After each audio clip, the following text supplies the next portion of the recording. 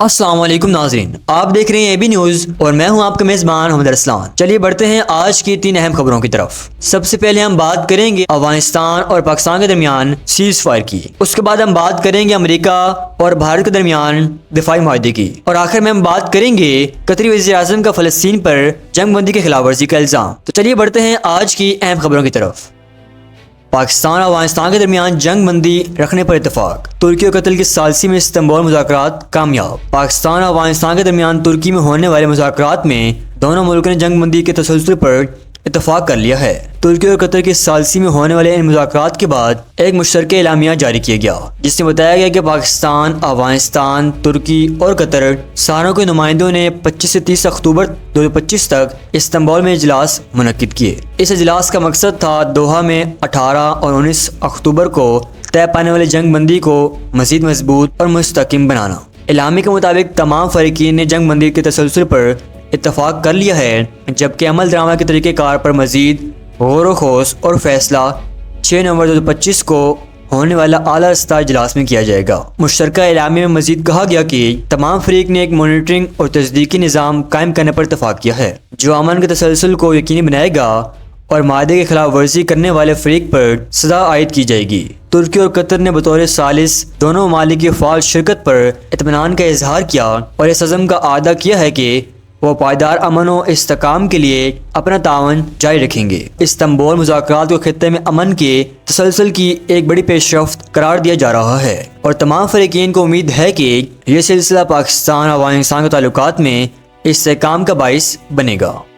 امریکہ اور بھارت کے درمیان 10 سالہ دفاعی معاہدہ طے پا گیا ہے، جو جنوبی ایشیا اور بحر الہند کے خطے میں ایک بڑی اسٹریٹجک پیش رفت قرار دی جا رہی ہے۔ یہ معاہدہ امریکی وزیر دفاع پیٹ ہیگسیت اور بھارتی وزیر دفاع راج ناتھ سنگھ کے درمیان طے پایا، اور اسے دونوں ممالک کے درمیان دفاعی تعلقات کا نیا سنگ میل کہا جا رہا ہے۔ امریکی وزیر دفاع پیٹ ہیگسیت نے social media platform X پر ٹویٹ کرتے ہوئے بتایا کہ یہ 10 سالہ فریم ورک خطے میں استحکام، تعاون اور ٹیکنالوجی کے شعبوں میں شراکت کو مضبوط بنائے گا۔ انہوں نے کہا، ہمارے دفاعی تعلقات پہلے سے کہیں زیادہ مضبوط ہیں۔ یہ ملاقات ملائیشیا کے دارالحکومت کوالالمپور میں آسیان دفاعی وزرائے اجلاس کے موقع پر ہوئی۔ معاہدے پر دستخط کے بعد امریکی وزیر دفاع نے بھارتی ہم منصب کو شکریہ ادا کرتے ہوئے کہا کہ یہ معاہدہ امریکہ اور بھارت کے درمیان تاریخی شراکت داری کو مزید مضبوط کرے گا۔ ایکست کے مطابق یہ تعلق مشترکہ مفادات، باہمی اعتماد اور ایک مضبوط اور خوشحالی انڈو پیسفک خطے کے عزم پر مبنی ہے۔ انہوں نے 10 سالہ دفاعی فریم ورک کو ایک اہم اور پرعزم معاہدہ قرار دیا، جو دونوں ممالک کے افواج کے درمیان مزید گہرے تعاون کی راہ ہموار کرے گا۔ رپورٹس کے مطابق یہ معاہدہ دونوں ممالک کے درمیان انٹیلیجنس شیئرنگ، دفاعی ٹیکنالوجی اور سائبر سیکورٹی جیسے اہم شعبوں میں تعاون بڑھانے کے لیے تیار کیا گیا ہے۔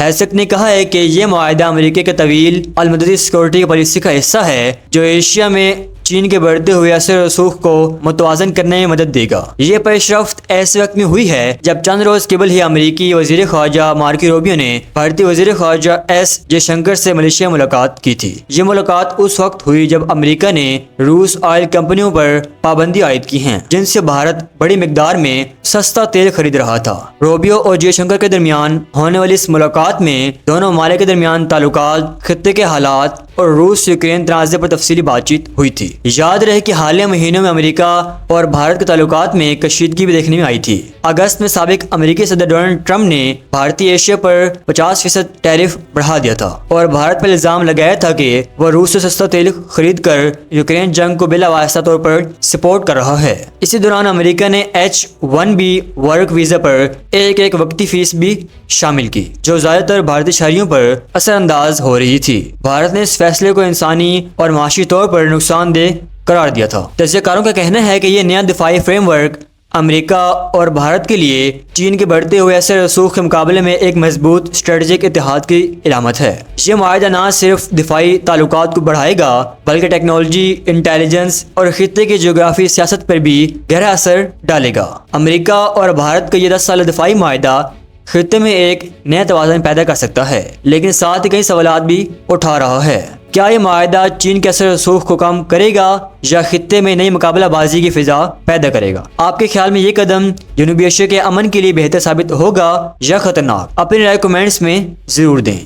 بڑھتے ہیں اگلی خبر کی طرف۔ قطر نے حالیہ جنگ بندی معاہدے کی خلاف ورزی پر بڑا انکشاف کر دیا ہے۔ قطری وزیر اعظم شیخ محمد بن عبد الرحمن ال ثانی نے کہا ہے کہ جنوبی غزہ کے علاقے رفح میں اسرائیلی فوجی ہلاکت در حقیقت فلسطین فریق کی جانب سے جنگ بندی کی خلاف ورزی تھی۔ یہ بیان اس وقت سامنے آیا جب قطر، امریکہ اور دیگر ممالک جنگ بندی برقرار رکھنے کی کوشش میں مصروف ہیں۔ قطری وزیر اعظم نیو یارک میں کونسل آن فارن ریلیشن سے خطاب کر رہے تھے، جہاں انہوں نے واضح طور پر کہا کہ جو کچھ منگل کو ہوا وہ یقیناً ایک خلاف ورزی تھی اور ہم کوشش کر رہے ہیں کہ صورتحال کو قابو میں لایا جائے۔ انہوں نے بتایا کہ قطر دونوں فریقین کے ساتھ رابطے میں ہے تاکہ جنگ بندی برقرار رہے اور امریکہ اس عمل میں ایک اہم کردار ادا کر رہا ہے۔ شیخ محمد بن عبد الرحمن نے کہا ہے کہ جنوبی غزہ کے علاقے رفح میں اسرائیلی فوج کی ہلاکت جنگ بندی معاہدے کے لیے ایک سنگین دھچکا ہے۔ انہوں نے بتایا کہ اگرچہ حماس نے اس واقعے سے لا تعلقی کا اظہار کیا ہے، لیکن ابھی تک اس دعوے کی تصدیق نہیں ہو سکی۔ قطری وزیر اعظم نے بتایا ہے کہ قطر کی کوشش ہے کہ امن کی کوششیں جاری رہیں اور جنگ بندی کو مکمل طور پر ختم نہ ہونے دیا جائے۔ انہوں نے کہا کہ حماس کی جانب سے شہداء کی لاشوں کی منتقلی میں تاخیر بھی مذاکرات کا ایک حساس معاملہ تھا۔ قطر نے فریقین کو یاد دلایا کہ لاشوں کی واپسی بھی معاہدے کا حصہ ہے، جس پر مکمل عمل ضروری ہے۔ شیخ محمد بن عبد الرحمن ال ثانی نے اعتراف کیا کہ اکتوبر 2023 سے اب تک امن کی کوششوں کو شدید مشکلات کا سامنا رہا۔ انہوں نے کہا ہے کہ یہ واقعہ مایوس کن اور افسوسناک ہے، لیکن قطر امریکہ کے ساتھ مکمل ہم آہنگی میں صورتحال کو سنبھالنے کی کوشش کر رہا ہے۔ تجزیہ کاروں کے مطابق قطر کا یہ بیان نہ صرف ایک اہم سفارتی قدم ہے بلکہ جنگ بندی کے مستقبل پر بھی سوالات اٹھاتا ہے۔ ایک طرف قطر امن کے ثالث کا کردار ادا کر رہا ہے تو دوسری جانب اسرائیل اور فلسطینی گروہوں کے درمیان اعتماد کے بحران بڑھتا جا رہا ہے۔ قطر کا موقف واضح ہے، جنگ بندی برقرار رکھنا ہی خطے کے امن کے لیے واحد راستہ ہے۔ اب دیکھنا یہ ہے کہ کیا یہ کوشش غزہ میں بڑھتے ہوئے تناؤ کو کم کر پائے گی یا خطہ ایک نئی کشیدگی کی طرف بڑھ رہا ہے۔ اپنی رائے کمنٹس میں ضرور دیں۔ آپ دیکھ رہے ہیں AB نیوز اور میں ہوں آپ کا میزبان محمد اسلام۔ ملتے ہیں اگلی ویڈیو میں، تب تک کے لیے اللہ حافظ۔